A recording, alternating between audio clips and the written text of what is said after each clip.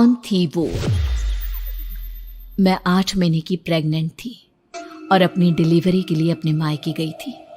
माँ ने मुझे फोन पर बताया, घर के पीछे की तरफ जो खाली जमीन थी ना, वहां पर एक नया कमरा बनवा लिया है। इतने सालों के बाद जैसे ही अपने घर में कदम रखा, कुछ अलग सा लगा। माँ, ये घर के पीछे की तरफ नया कमरा बनवाने की क्या जरूरत थी? अरे बेटा, घर के पीछे दूर दूर तक खाली जमीन है। तेरे पापा को कई दिनों से लग रहा था कि यहाँ पर एक कमरा बनवा लेंगे तो ताजा हवा मिल जाया करेगी। अब तो ये सब छोड़ और चल जल्दी से दूध पी ले।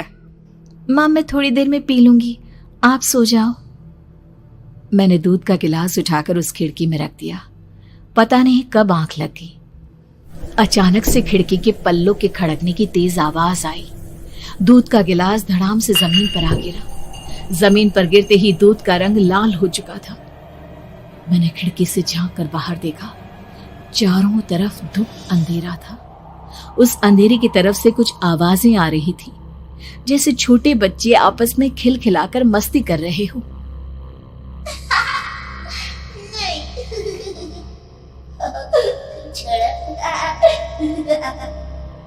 इतनी रात को इतने घनघोर अंधेरे में बच्चों की आवाज कैसे आ रही है?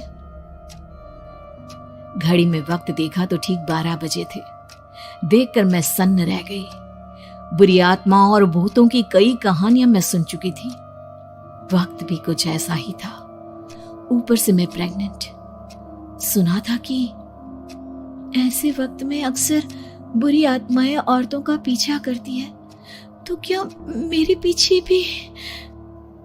पसीने से तरबतर बड़ी मुश्किल से, जैसे कांपते हाथों से मैंने उस खिड़की को बंद किया। जल्दी से जल्दी उस कमरे से बाहर निकलकर माँ के पास जाने के बारे में सोचा, लेकिन जैसे ही दरवाजे की तरफ पलटी, लगा कोई साया हवा की स्पीड से दरवाजे के सामने से गुजर गया।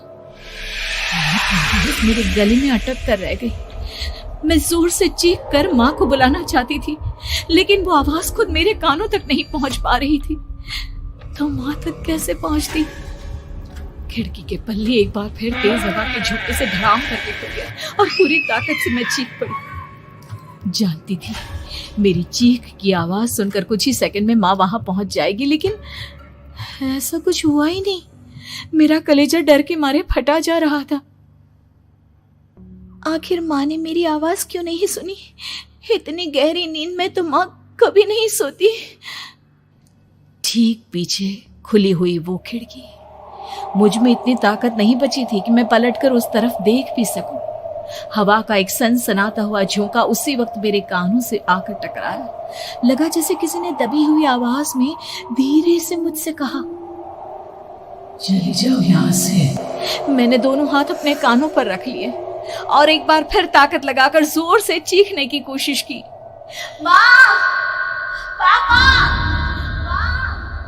मेरी आवाज उस कमरे की दीवारों से टकराकर वापस मुझे ही सुनाई दे रही थी। जितनी ताकत के साथ मैंने चीखने की कोशिश की थी, कुछ ही देर बाद उससे कहीं ज्यादा तेज और दर्दनाक चीख मुझे सुनाई देने लगी। ये आवाज ठीक मेरे पीछे खिड़की से आ रही थी। वो आवाज मेरे कानों में पिघलते हुए लोहे की तरह गिर रही थी। उन आवाजों में हैवानियत थी। वो आवाजें किसी इंसान की नहीं है, इतना मैं समझ चुकी थी। कांप रहे हाथों से मैंने अंधेरे में कुछ ढूंढने की कोशिश की।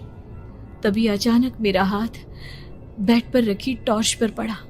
किसी तरह ताकत लगाकर टॉर्च का बटन ऑन किया, लेकिन ये क्या? सामने दरवाजे पर 3 छोटी लड़कियां खड़ी हुई थी। उनके हाथ में स्टील के चमचमाते हुए चाकू थे। मैं घबराकर लड़खड़ाई और पीछे की तरफ हटी, लेकिन तब तक वो मेरे पास आ चुकी थी। उनकी गर्दन टेढ़ी थी और उनके हाथों के वो चाकू मेरे पेट को निशाना बनाने को तैयार। मैं जोर से चीखी, नहीं, छोड़ दो मेरे बच्चे को, मत मारो, मत मारो, छोड़ दो मेरे बच्चे को। सोनाली, सोनाली, क्या हुआ बेटा? तू इतनी डरी हुई क्यों है? उठ बेटा, क्या हुआ? हड़बड़ाकर मैंने अपनी आंखें खोली। देखा तो दिन निकल आया था। माँ मुझे जगा रही थी। मेरा चेहरा पूरा पसीने से लथपथ था। क्या हुआ बेटा, तुमने कोई बुरा सपना देखा क्या? मैं अभी तक अपने पूरे होश में नहीं थी। वो मेरे बच्चे को मार देगी माँ। वो लड़की मेरे बच्चे को। मैंने घबराकर अपने पेट को छुआ। सब कुछ ठीक था। और वो दूध जो रात को यहाँ पर गिर गया था, उसका रंग लाल हो गया था। माँ ने हंसते हुए दूध का गिलास मुझे दिखाया। तुमने दूध पिया ही नहीं, पूरा का पूरा ऐसे ही रखा हुआ है। तुमसे कहा था ना सोनाली, सेहत के लिए लापरवाही ठीक नहीं बेटा। लेकिन मैंने तो सब कुछ अपनी खुली आंखों से देखा था। ये सपना कैसे हो सकता है?